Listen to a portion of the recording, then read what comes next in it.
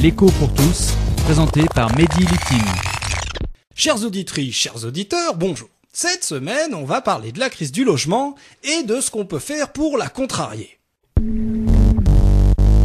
Alors vous le savez, il est de plus en plus difficile de se loger parce que les prix des loyers, mais aussi des maisons et des appartements à acheter, n'arrêtent pas de grimper. En fait, leurs prix ont doublé en 15 ans. C'est-à-dire que depuis 15 ans, avec le même argent, vous ne pouvez plus acheter qu'une maison ou un appart 2 fois plus petit qu'avant.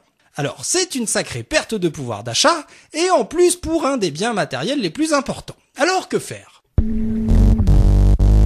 Eh bien déjà comprendre que si les prix augmentent, c'est parce que la demande de logement de la part des familles et des entreprises augmente plus rapidement que la production de logements. Résultat, les prix des logements augmentent. Et une fois qu'on a compris ça, on se dit qu'il faut construire plus de logements. Et comme manifestement depuis 15 ans, les lois du marché ne poussent pas suffisamment fort à la construction de logements, on se demande ce qu'a fait l'État en la matière.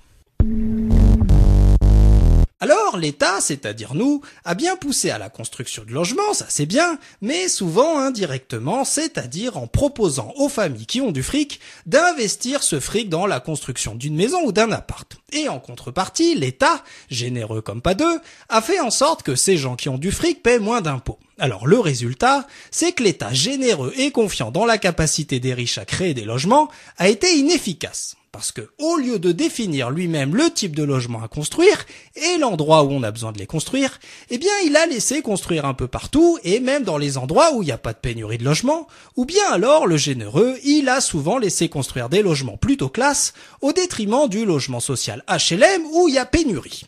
Résultat, en France, ça construit, mais ça construit pas assez, et pas assez bien depuis 15 ans, et du coup, les prix de l'immobilier et les prix des loyers ont explosé. Alors, si vous voulez faire baisser les prix et favoriser l'emploi en France, eh bien, il faut mettre le paquet sur la construction de logements sociaux, mais aussi de logements pas sociaux. Et en attendant, il faut bloquer les prix des loyers, dont l'explosion enrichit depuis 15 ans les propriétaires au détriment des locataires, ce qui calmera certainement les pauvres mécontents et leur fâcheuse tendance ces dernières années à s'acoquiner avec celui qui crie le plus fort son bon vieux « Vive la République » et « Vive la France !» L'écho pour tous, une chronique écrite et présentée par Mehdi Littin sur Marmite FM 88.4. Vous pouvez nous contacter pour réagir à cette chronique sur marmitefm.canalblog.com.